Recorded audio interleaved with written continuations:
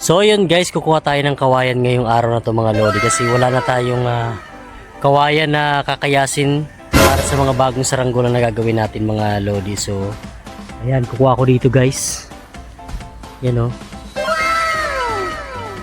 So maghahanap tayo ng medyo maganda-gandang kawayan dyan. So ito sana magaganda yan no. Ayan.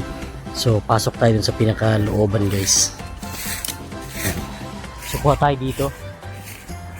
So maghahanap tayo dito ng maganda-gandang kawayan guys. Ayun, so meron akong nakita na kawayan. So ito guys, so yun o. Ayan, mga laon na siya. Ito rin o, may pinutol din dito guys. So yun o, hihilain lang to. Ayan o. Mga ano na yan, mga tuyong-tuyo na. So ingat tayo guys kasi medyo delikado. Ayan, meron tayo napili. So ito nga guys, yun ang maganda to. Ayan. So ang hirap lang ditong umapa kasi napakaraming tinik.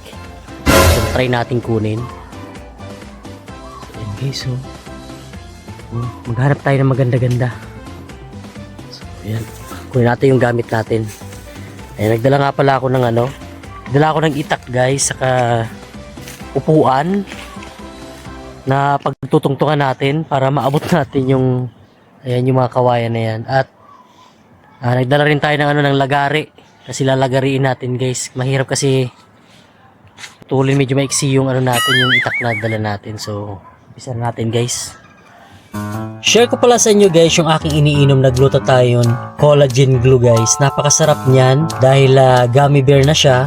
Para siyang candy guys, at yung benefits naman niya meron siyang glutathione at collagen glue guys. Alam mo naman natin yung mga glutathione napaka-healthy talaga yan sa katawan at nakakapagpaputi pa siya dahil pinapabata niya yung iyong cells mga lodi sa katawan, at yung collagen naman binabanat niya yung iyong mga tissue sa inyong katawan mga lodi. So napaka-healthy niyan, makakaiwas ka sa anumang uri ng sakit. Iniinom ko siya guys every morning before meal mga lodi, at ayan ilalagay ko yung link dito sa aking yellow basket at sa comment section mga lodi. So check out nyo na guys para maging healthy kayo sa lahat ng inyong mga ginagawa. At ayan, back na tayo sa ating pagkuha ng kawayan.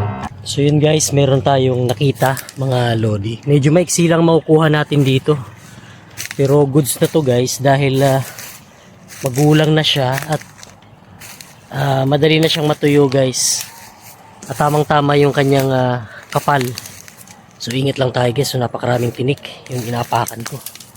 So ito guys, ito siya guys. So may kumuha na. So medyo maganda-ganda yan. Lalagariin lang natin dun sa taas. Lagariin natin dun sa taas. Mga mahigit isang dipa na yan. So pwede na siya pang baskagan, pang pakpak natin mga lodi. So yun, lagariin natin tong taas na to.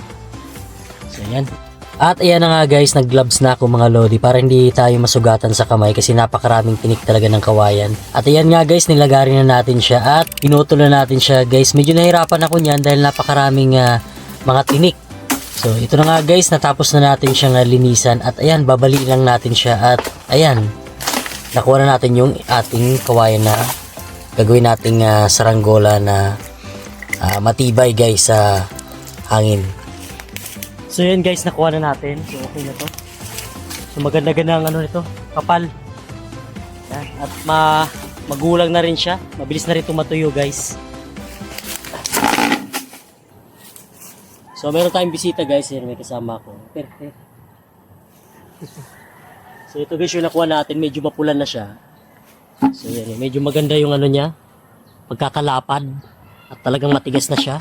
So tamang-tama to, patuyuin natin siya guys. At maganda tong gawing pang baskagan o pang pakpak. So ayan o. So medyo makapal siya guys oh. Makapal yung kanyang pinakakawayan guys. Matigas to. At tatagal talaga tong kawayan na to.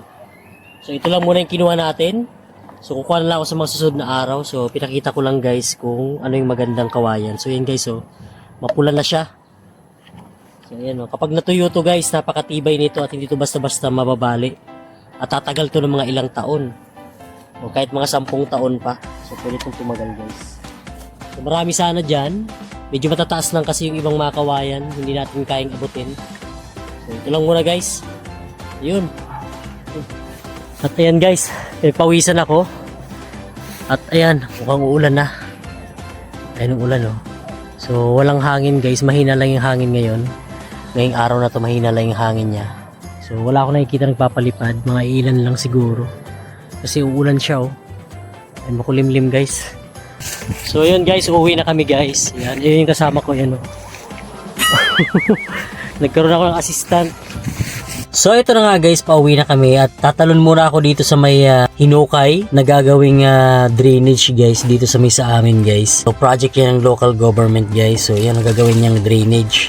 At ayan na nga guys, pauwi na kami sa bahay at ayan, tumakbo muna kami ng aking kasama. So pinatakbo ko yung assistant natin dahil ayan, may aso kasi mga lodi. So ayan, papunta na kami sa bahay at ayan, ayusin natin at lilinisan natin itong nakuha nating kawayan mga lodi. So yun, tatanggalin ko muna yung kanyang mga mata ng kawayan or yung kanyang bukong mga lodi para malinis na. Para kapag natuyo siya, madali na siyang biyakin guys or kayasin. At lalagariin natin siya guys para pantay yung kanyang bawat dulo. So ayun guys, tinanggal ko muna yung mga bukong niya guys dun sa pinakadulo. At ayan, so magandang ikayas yan guys at napakakapal talaga. Good.